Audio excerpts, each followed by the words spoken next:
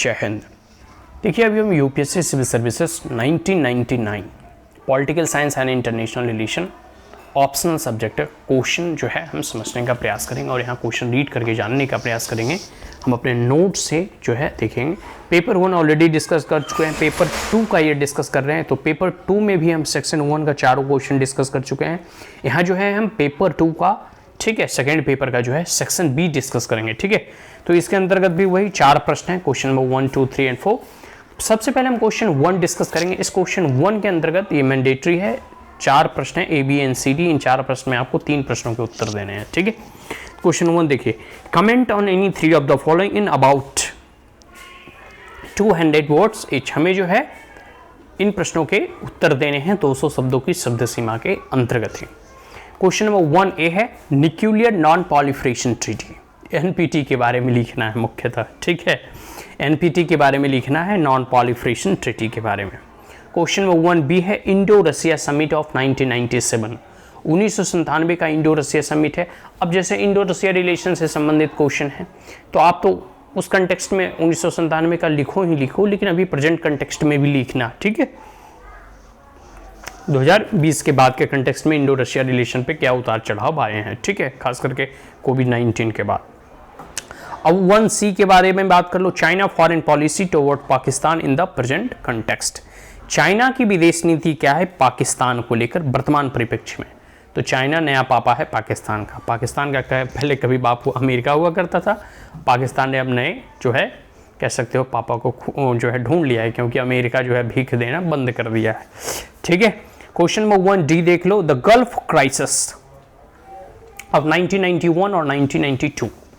1991 में जो gulf crisis हुए थे, इसके क्या कॉजेस थे, क्या क्या इवेंट्स हुई और क्या परिणाम कॉन्सिक्वेंसेस निकले, इसके बारे में आपको लिखना है। इस डायरेक्ट क्लियर? तो ये सारी की सारी चीजें हो गई, ठीक है।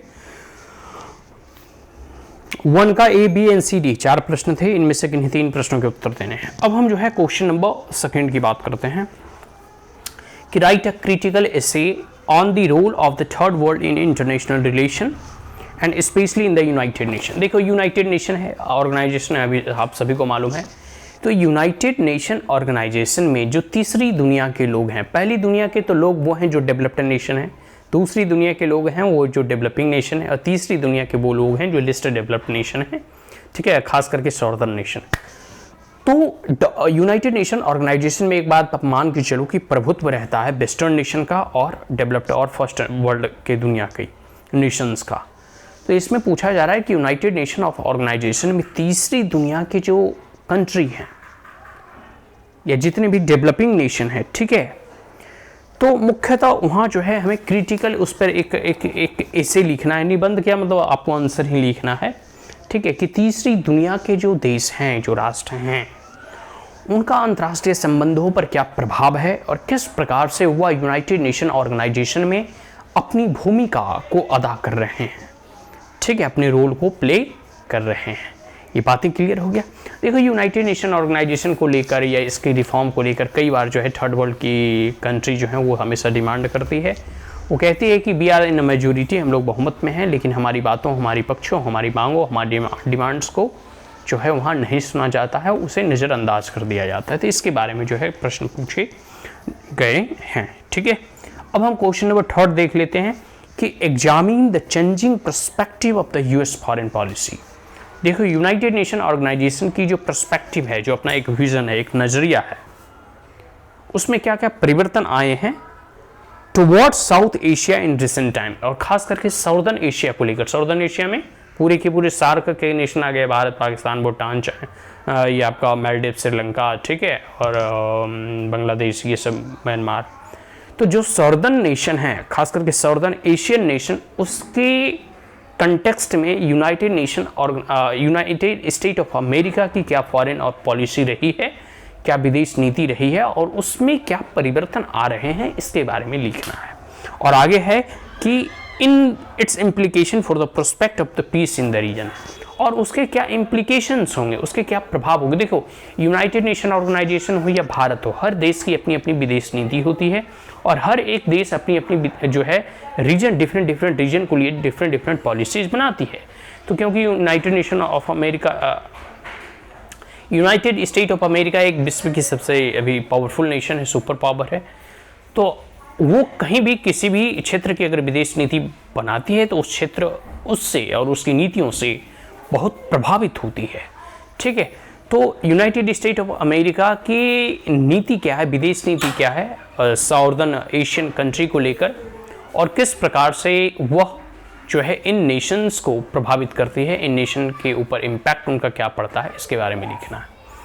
सो ये हो गया क्वेश्चन। इसके बाद एक क्वेश्चन इसमें और रह रहा है, इसको भी हम जो है रीड कर लेते हैं, इसे भी हम डिस्कस कर लेते हैं। Discuss some of the major issues of conflict and corporation between India, Nepal and Bhutan.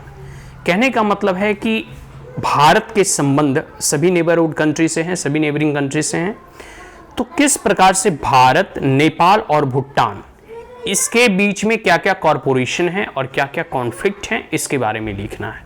ठीक है, तो बहुत ही इजी क्वेश्चन है, और ये खास करके एक प्रकार से कह सकते हो कि इंडिया के जो नेबरहुड पॉलिसी है, नेबरहुड फर्स्ट पॉलिसी, इसके बारे में है। और ये भारत, नेपाल और भूटान से लेकर, हमारे नेपाल और भूटान के साथ जो है बेटी रोटी का संबंध है, घनिष्ठ मित्रता है, लेकिन कुछ चीज़ों को लेकर विवाद होते रहते हैं।